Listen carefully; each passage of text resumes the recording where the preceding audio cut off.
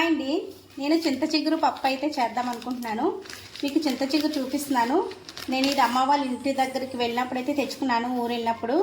ఇది సరికి 6 days అవుతుంది వచ్చి. చూడండి ఎంత ఫ్రెష్గా ఉందో చింత చిగురు అయితే. చాలా బాగుంది. అక్కడ పెద్ద చెట్టు అయితే ఉంది, చింత చిగురు చెట్టు.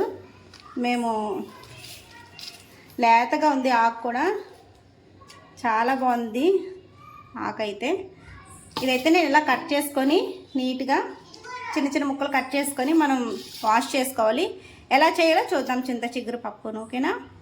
మీరు ఎప్పుడైనా సరే ఆకుకూరలు మనకు న్యూస్ పేపర్లో మాత్రం ఇలా నీట్గా ప్యాక్ చేసుకొని ఒక కవర్లో పెట్టుకొని ఫ్రిడ్జ్లో స్టోర్ చేసుకున్నట్లయితే పాడవకుండా ఫ్రెష్గా ఉంటాయి.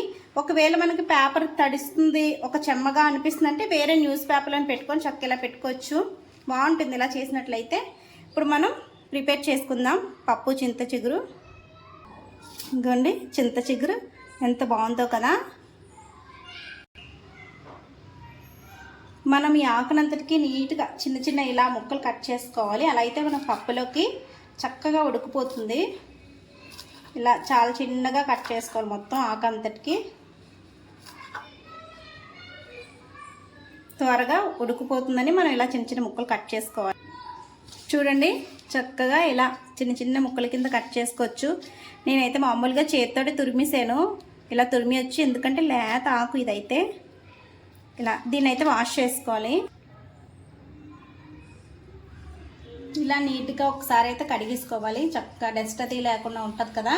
ఇలా బాగా కడిగేసుకొని మనం ఇలాంటి స్ట్రెయినర్తో అయితే వడకట్టుకోవాలండి. పెద్ద జాలి లాంటిది అయితే మళ్ళీ ఆకంతా పోతుంది. చిన్న చిన్న ఆకులు ఉంటాయి కదా. ఇలా సన్నగా ఉన్న స్ట్రెయినర్ తోటి కానీ లేదంటే క్లాత్లో అయినా వడకట్టేసుకుంటే చక్కగా మనకి ఒక ఆకు కూడా పోకుండా ఉంటుంది. ఇలా మొత్తం అంతా వడకట్టేసుకోవాలి. చింత చిగురు ఇలా నేనైతే కడిగేసుకున్నాను నీట్గా. అలాగే పప్పు వచ్చేసరికి పెసరపప్పు తీసుకుంటున్నానండి. కందిపప్పు కూడా బాగుంటుంది, పెసరపప్పు కూడా టేస్ట్ చాలా బాగుంటుంది. మీ ఆప్షనల్. పెసరపప్పు అయితే పెసరపప్పు, కందిపప్పు అయితే కందిపప్పు ఏదైనా వేసుకోవచ్చు. అలాగే టమోటో, పచ్చిమిర్చి అయితే తీసుకుంటున్నాను. ఇది మనం కుక్కర్ అయితే ఒక విజిల్ పెట్టేసుకుంటే సరిపోతుంది. లేదు అంటే మీరు కుక్కర్ ఇష్టం లేకపోతే మామూలుగా తెపాల్లో అయినా వండుకోవచ్చు. ఇలా నేను అన్ని కుక్కర్ అయితే పెట్టేస్తున్నాను. పెసరపప్పు మీ ఇంట్లో ఉండే మెంబర్స్ని బట్టి, క్వాంటిటీని బట్టి వేసుకోవాలి. అలాగే చింత చిగురు మీరు ఎంత ఉందో దాన్ని బట్టి పెసరపప్పు వేసుకోవాలి. అలాగని చింత చిగురు తక్కువ ఉంటే పెసరపప్పు ఎక్కువైతే ఆ టేస్ట్ బాగోదు. నేను మొత్తం టమాటో, పచ్చిమిర్చి ఇవన్నీ వేసేస్తున్నాను. అలాగే కొంచెం వాటర్ అయితే పోస్తున్నాను. అలాగే కొంచెం పసుపు,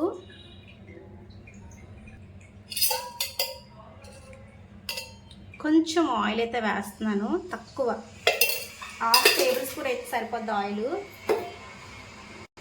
అలాగే కారం వేస్తున్నాను. నేను పచ్చిమిర్చి ఎక్స్ట్రానే వేసాను. పచ్చిమిర్చి ఎక్కువ వేయడం వల్ల కారం తక్కువే సరిపోతుంది, పిల్లలు తింటారు కదా.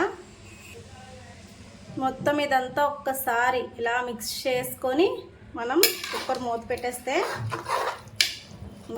కుక్కర్ ఒక విజిల్ అయితే వచ్చిందండి. నేను స్టవ్ అయితే ఆఫ్ చేశాను. ఆవిరి మొత్తం పోయాక చూద్దాం ఎలా ఉందో. కొంచెం మెత్తగా మెదిపేసుకొని మనం పోపు వేసుకుంటే సరిపోతుంది.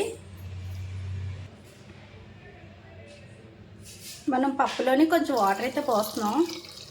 గట్టిగా అయిపోయింది కదా, వాటర్ పోసుకొని పప్పు పోపు అయితే వేస్తున్నామండి. ఆయిల్ అయితే వేసుకోవాలి. ఒక 3 స్పూన్లు అయితే వేస్తాను నేను. ఆయిల్ అయితే హీట్ అయిపోయాక ఆవాలు వేసుకోవాలి. తర్వాత జీలకర్ర, వెల్లుల్లి, కరివేపాకు వేస్తాం. పోపులు అయితే వేసుకొని మీకు కావాలంటే శనగపప్పు, మినపప్పు కూడా వేసుకోవచ్చు. నేను జీలకర్ర ఆవాలు ఒకటే వేసాను పోపుల్లోని. ఇవన్నీ వేసాక ఎనిమిది వేసుకోవచ్చు. నేను జీలకర్ర ఆవాలు ఒకటే వేసాను పోపుల్లోని. ఇవన్నీ వేసాక ఎండుమిరపకాయలు కూడా వేసుకోవాలి. ఎండుమిర్చి వేసుకొని ఒకసారి ఇలా ఫ్రై చేసుకుంటే పోపు బాగా ఫ్రై అయ్యాక మనం పప్పు అనేది వేసుకోవడమే. నేనైతే ఆనియన్ వేయట్లేదు, ఇంగు అయితే యాడ్ చేస్తున్నానండి. పప్పులో ఇంగు చాలా బాగుంటుంది. కొంచెం ఫ్రై చేశాక పోపు వేసేద్దాం.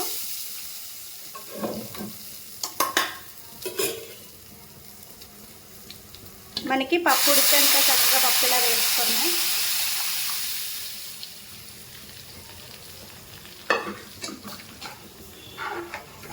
నేను పప్పు నానబెట్టుకున్నాను కనుక చక్కగా నాకు ఒక విజిల్కి అయితే అయిపోయింది. లేదు డైరెక్ట్గా వేసిన వాళ్ళు ఎట్లయితే పెసరపప్పు ఒక 2 విజిల్కి అయితే అయిపోతుంది.